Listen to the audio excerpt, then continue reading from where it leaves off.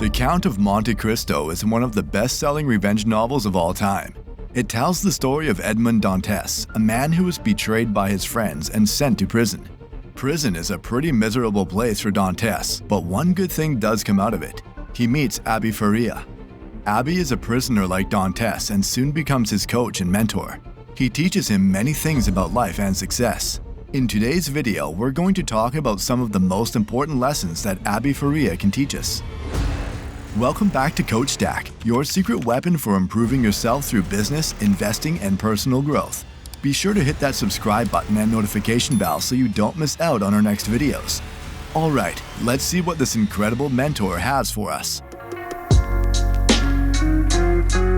1. How to keep your faith.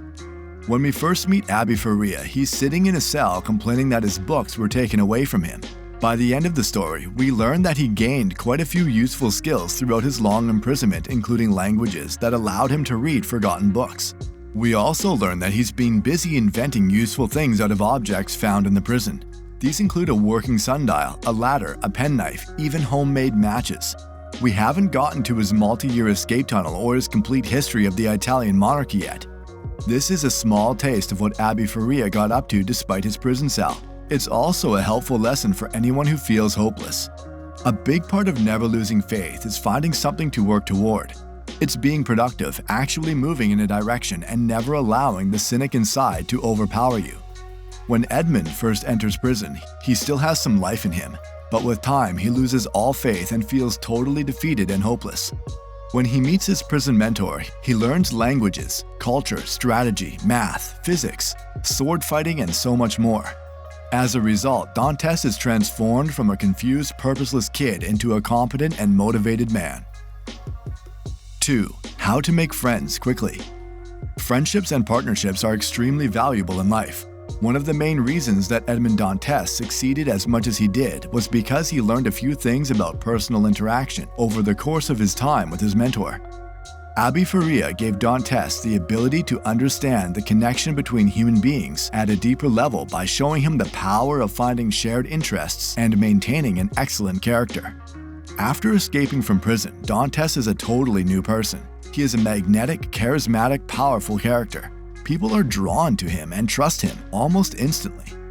This is something you can apply in your life too. There's no guarantee that two people will have personalities that mesh, but if you develop yourself into the type of person that people want to be around and couple that with finding shared interests, that's sure to be a winning formula. 3. How to motivate others. Edmond Dantès was incredibly young when he met Abbé Faria.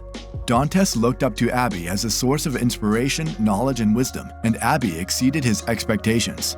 Just being around someone as knowledgeable and wise as Abbé was a huge source of motivation for Dantès. This motivation, as well as wisdom, is responsible for almost all of his successes later in life. Abbé's secret for motivating Dantès was to show him what excellence looked like. Dantès was motivated to do everything that Abbé did because he was so good at so many things. Admiration is a powerful thing, and Abbé is a great example of how you can use it to motivate others to find success. When your mentor is a priest, a soldier, an academic, a strategist, and also happen to know where a secret treasure lies, it's not surprising that Dantès became the perfect student.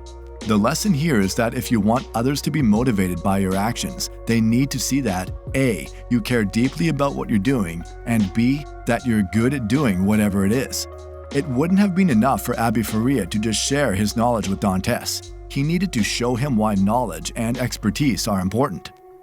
4. How to remain optimistic in tough situations. Abbé Faria was not supposed to go to prison. He did nothing wrong. I don't know about you, but I'd be pretty pissed off after 2 decades behind bars for a crime I didn't commit. Abbé wasn't pissed off or pessimistic though. He was actually the exact opposite. He maintained his optimism despite having everything he cared about taken away from him. This is because Abbé Faria was able to see that even the most terrible situations have their benefits. Because of that belief, he managed to find meaning in every task he was assigned. Even the most mundane chore could be an opportunity for learning or growth with the right attitude. This is an important lesson about how we can maintain a positive outlook in the face of something unfair or boring or difficult. The next time you find yourself faced with a task you hate, don't look at it as punishment. Try thinking of it as a way to train your willpower. If you're being asked to do something that scares you, look at it as an opportunity to face the fear. 5. How to play the long game. It takes a special kind of patience to get the title of Count of Monte Cristo. This patience is one of the most important lessons that Abbé Faria teaches Dantès. He teaches him that nothing worthwhile, like completing an escape tunnel out of a French prison, can be achieved overnight. Instead of jumping the gun and making a hasty decision, wait for the right opportunities and take full advantage of them when they present themselves. Abbé Faria teaches Dantès to be patient by showing him that all worthwhile tasks require significant dedication, time, effort, and strong foundations. This is something tons of people struggle with. They're always looking for shortcuts that get them where they want to go in as little time and with as little effort as possible. Abbé, and the whole book really, teaches us those shortcuts don't usually work. There's no substitute for preparation and hard work.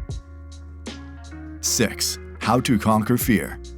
Fear is a natural human emotion. That doesn't mean your body is always right when it tells you to be afraid though. Abbé Faria knew the importance of conquering misguided or debilitating fear, and he tried to pass this knowledge on to Dantès. Here's a 3-step system that you can apply in real life. The first step in conquering your fear is to realize when you're afraid. This is sometimes harder than it sounds. The second step is identifying why. Can the thing actually damage your body or mental health in a lasting way? If the answer is no, the third step is making peace with the fear by facing it head-on. You can't conquer fear by pretending it doesn't exist or avoiding it. You need to acknowledge that there are some things you're afraid of and seek out ways to conquer them, especially if they're holding you back. There are many things that Abbé Faria has to teach us about life, success, and happiness. Things like the value of patience, having faith in your abilities, and the importance of being a caring teacher. His lessons are still relevant centuries after his fictional death and the publishing of the Count of Monte Cristo. Because they're universal, anyone can learn from them and grow as a person.